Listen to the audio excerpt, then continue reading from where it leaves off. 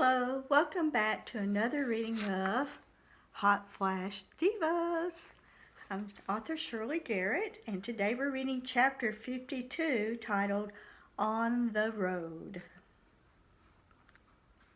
The trip to Florida took longer than anticipated. There appears to be a direct correlation between menopause and an increase in the number of tinkle breaks. 7-hour trips also offer ample opportunities for discussion. Gina nudged me. Have you heard anything from Todd? Nope, but I hear things about him almost every time I go to Decatur for my art lesson. Mary Kate Smithers is in my class and lives in his neighborhood. Todd started attending her church several months after the divorce.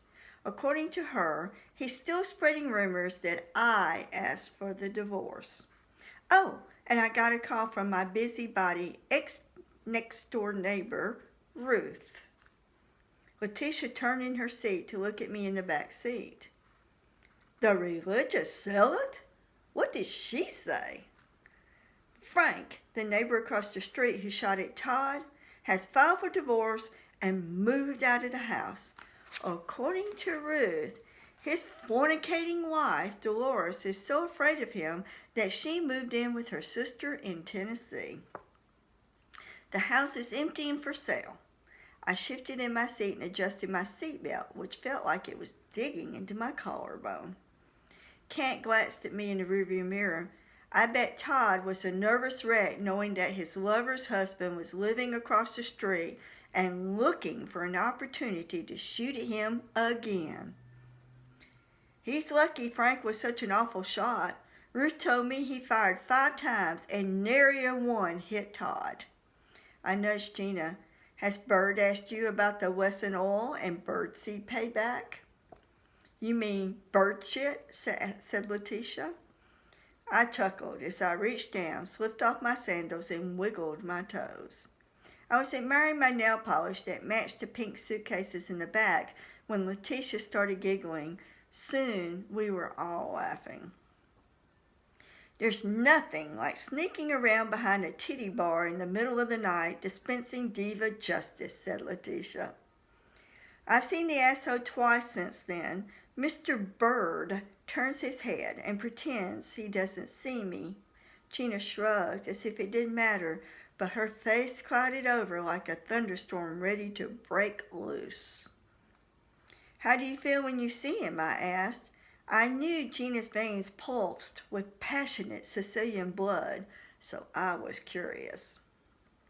I had this compulsion to punch him in the face and kick him in the nuts, but that would be unprofessional.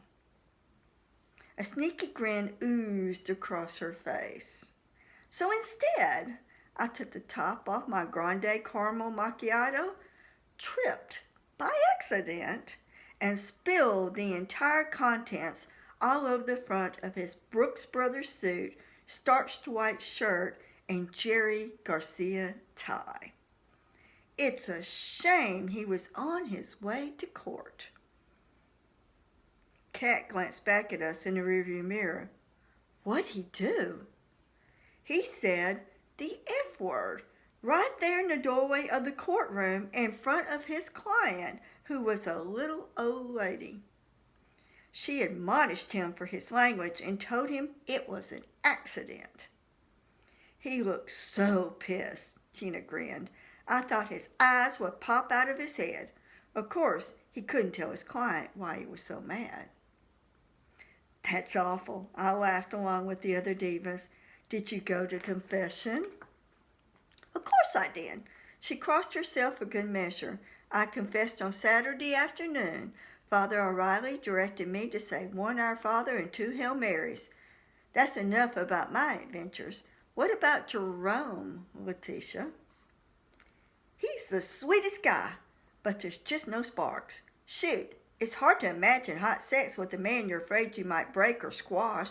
We decided to be friends. The vision of Letitia naked, straddling Jerome's skinny frame, kicked off my giggle box. Her boobs alone would smother him. The laughter spread around the minivan like a contagion. After I wiped my eyes and could breathe again, I asked Kat, "What about Derek?"